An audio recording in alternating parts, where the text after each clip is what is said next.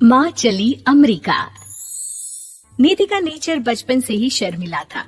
वो ना ज्यादा लोगों से बात करना पसंद करती और ना ही ज्यादा मिलना जुलना। निधि, ये पैसे ले जरा और बाजार से चीनी तो ले आ। नहीं माँ, मैं नहीं जाऊंगी, मुझे शर्म आती है, आप ही चले जाओ ना। अरे पता नहीं क्या करेगी ये लड़की। जीवन में कभी कुछ किया ही नहीं सिवाय पढ़ाई और घर के कामों के। इसकी शादी भी आसपास ही कहीं करवा दो, दूर जाकर इसका गुजारा कैसे होगा। निधि सुनती सबकी, समझती भी, लेकिन चुप करके रह जाती। एक दिन पिता के दोस्त अपने परिवार के साथ निधि के घर खाने पर आते हैं। उनकी बेटी बहुत ही स्मार्ट होती है। निधि बेटा, वीणा के साथ बात करो। देखो, अंकल की बेटी भी आई है उनके साथ। निधि वीणा के साथ वहीं बैठ जाती है। चलो ना अंदर चलते हैं, यहाँ कहाँ बड़े लोगों के बीच बैठे। निधि माँ की तरफ देखती है और अंदर चली जाती है। वैसे मैंने ना अपना चैनल खोला है, तुम सब्सक्राइब करना उसमें। मैं ना ब्यूटी और फैशन की बात करती हूँ। ये देखो। ओह, इतने सारे लोगों के सामने तुम कैसे इतना बोल लेती हो? मुझे तो बहुत शर्म आती है। अरे शर्म कैसी? खैर, सीधी सादी सी निधि। उसकी शादी हो जाती है राकेश से। राकेश एक स्मार्ट लड़का था, उसे घूमना फिरना पसंद था, लेकिन निधि का शर्मिला व्यवहार वो समझ जाता है। अरे निधि, घर से बाहर क्यों नहीं निकलती? लोगों से मिला जुला करो, तभी तो पता चलेगा ना कि दुनिया कैसी है। क्या करना है पता करके? शादी से पहले पापा और अब आप। ठीक है ना, मुझे ज्यादा दुनियादारी में नहीं पड़ना। निधि की जिंदगी ठीक ठाक चल रही थी। उसके 2 लड़के होते हैं, दोनों को वो पढ़ाती लिखाती, उनका ख्याल रखती। निधि, 25 साल हो गए शादी को, दोनों बच्चे सेटल हैं। हम लोगों ने शहर में 2 मकान भी ले लिए। दोनों की शादी खुद का पता ही नहीं चला कैसे उड़ गया। हाँ, ये तो है। मैं खुश हूँ, जिम्मेदारियाँ आती रही, मैं निभाती रही, और क्या चाहिए।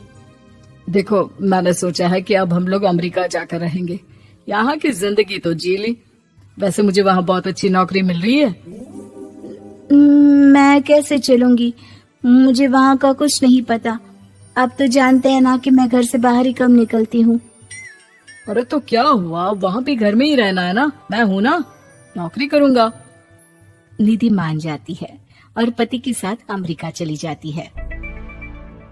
माँ, तुम्हारी बहू को बच्चा होने वाला है, तो क्या तुम 2 महीने के लिए यहाँ आ सकती हो? मुझे तुम्हारी बहुत जरूरत है, मैं टिकट भेज देता हूँ। हाँ हाँ, ये तो बहुत खुशी की बात है। मेरा भी मन सबसे मिलने का कर रहा था, पर क्या माँ पर? अब मैं आऊंगी कैसे? पापा से बात करती हूँ। देखो माँ, प्लीज बहाना मत बनाना, तुम जानती हो ना इस वक्त में मैं किसी पर भरोसा नहीं कर सकता हूँ। निधि पति को सारी बात बताती है। क्या आप भी चलेंगे?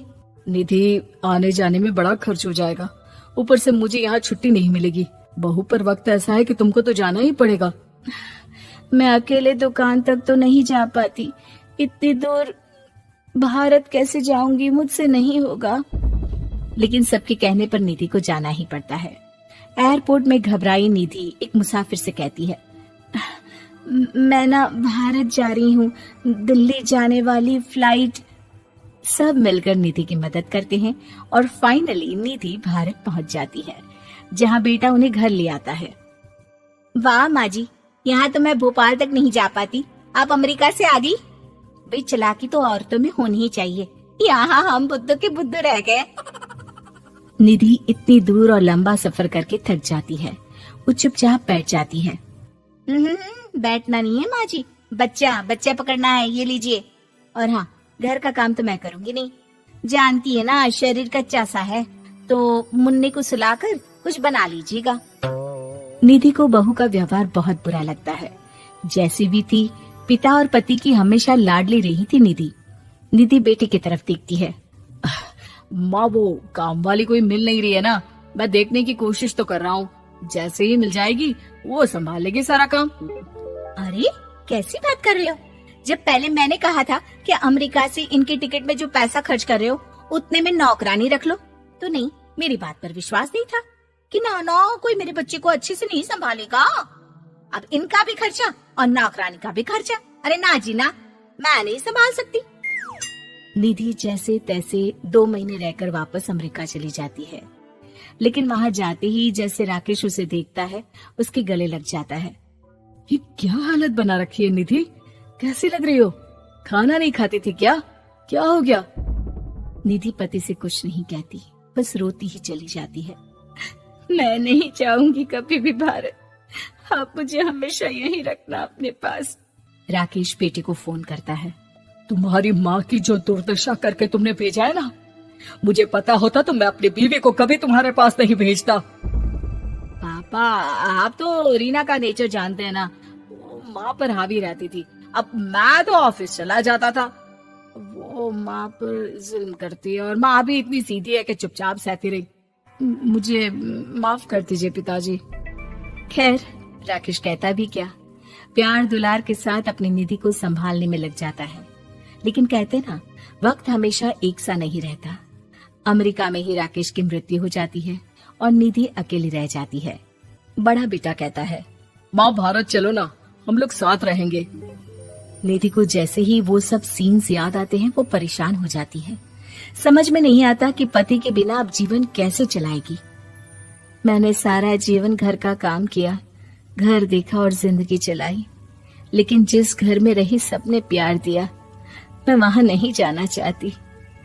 तभी राकेश जिस कंपनी में काम करता था उसका मालिक निधि के घर आता है। वो भी भारतीय ही होता है। दीदी, राकेश ने आपके बारे में बताया था। जब से आप भारत से लौटी थी उसे आपकी बहुत चिंता रहती थी, इसलिए उसने मुझसे कहा था कि कभी अगर वो ना रहे तो मैं आपको ये पैसे दे दूं। और हाँ, हम लोगों की कंपनी में आपके लिए नौकरी भी है। निधि पति के पैसे देखकर मन में तसल्ली करती है और नौकरी के लिए हाँ कर देती है। अरे पागल है क्या माँ, कैसे नौकरी करोगी? ये अमेरिका है, दिल्ली नहीं। वहाँ तो तुम घर से निकल भी नहीं पाती थी, यहाँ कैसे? मेरे पति, मेरे पिता मुझे खुश देखना चाहते थे। वो लोग जब तक थे मुझे किसी चीज के लिए ना फोर्स किया, ना कभी कमी होने दी। पर अब मुझे जीवन जीने के लिए घर से निकलना ही होगा। बेटा, तुम तो अगली फ्लाइट से भारत लौट जाओ, मैं यहीं खुश हूँ।